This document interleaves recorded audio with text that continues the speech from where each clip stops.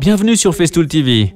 Je m'appelle Franck et aujourd'hui je vais vous parler de la découpe de matériaux d'isolation. On l'utilise surtout dans l'isolation des toits. Dans les toits, on a souvent besoin de coupes en biais. La combinaison de la HK85 et du rail FSK pour coupe d'onglet est idéale pour ces découpes. Sur la machine, il est très facile de régler l'inclinaison jusqu'à 60 degrés à l'aide de ce bouton. Je peux très bien régler la machine pour les coupes d'empanon. Dans mon exemple, je règle la machine sur 15 degrés. Je peux lire les degrés à l'arrière. En raison de la longueur de panneau, j'utilise le rail FSK 670. Ich nehme jetzt hier das Kappschienensystem. Ich habe jetzt hier mal die 670er. Aufgrund der Paneellänge von diesem Material setzen wir hier. Je place la machine sur le rail et les assemble l'un à l'autre. Maintenant, je peux régler très confortablement mon angle à l'aide de ce système de butée. Dans mon cas, je règle également sur 15 degrés. Je peux alors mettre l'ensemble en place très confortablement. Je peux découper le matériau dans les deux sens, 15 degrés du champ et 15 degrés de la machine. Je raccorde encore l'aspirateur à la machine. C'est très important en raison du matériau d'isolation à fort dégagement de poussière. Dans ce cas, il vaut mieux utiliser l'aspiration via un tuyau d'aspiration de 36. Hier bietet es sich an, dann mit so einem 36er Saugschlauch das Ganze abzusaugen.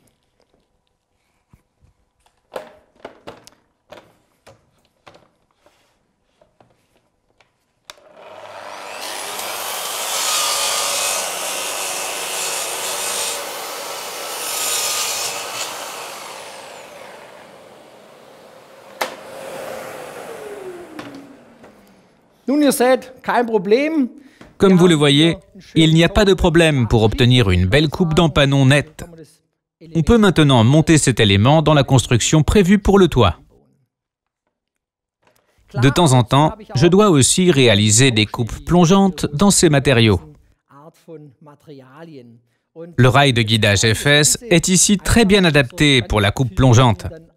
Je déverrouille le rail FSK. Je replace maintenant la machine dans la position 0 degré. J'utilise maintenant le rail de guidage.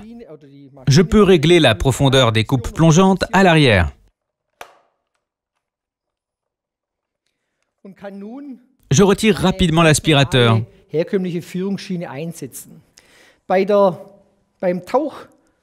Bei den Tauchschnitten sozusagen habe ich die Möglichkeit, hier im hinteren Bereich die Tiefe einzustellen. Ich mache mal kurz die Absaugung weg.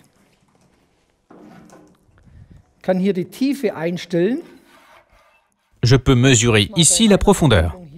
Pour cette application, je règle la profondeur à environ 70 mm, étant donné que le matériau a une épaisseur de 60 mm.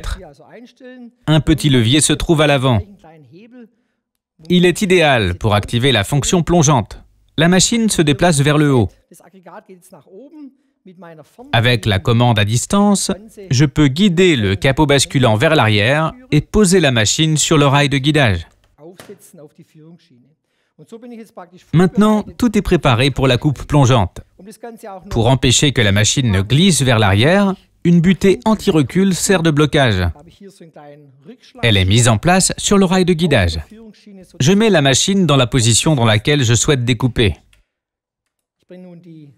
Je fixe encore la butée anti-recul et je raccorde la machine. Maintenant, je peux réaliser très facilement des coupes plongeantes.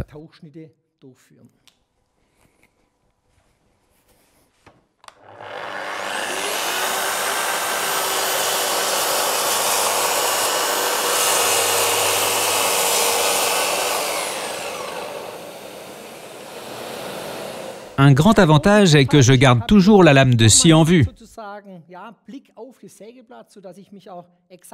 Je peux ainsi me déplacer précisément le long du tracé. Pour sortir à nouveau la machine du matériau, j'appuie sur le bouton en haut. La machine remonte.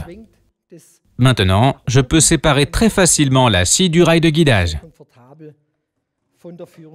Comme vous l'avez vu, il y a des solutions parfaites pour les coupes en biais et les coupes plongeantes avec la HK85, le rail FSK pour coupe d'onglet et le rail de guidage FS Festool. J'espère que cette démonstration vous a plu et je serai content de vous retrouver sur Festool TV. À bientôt, Franck.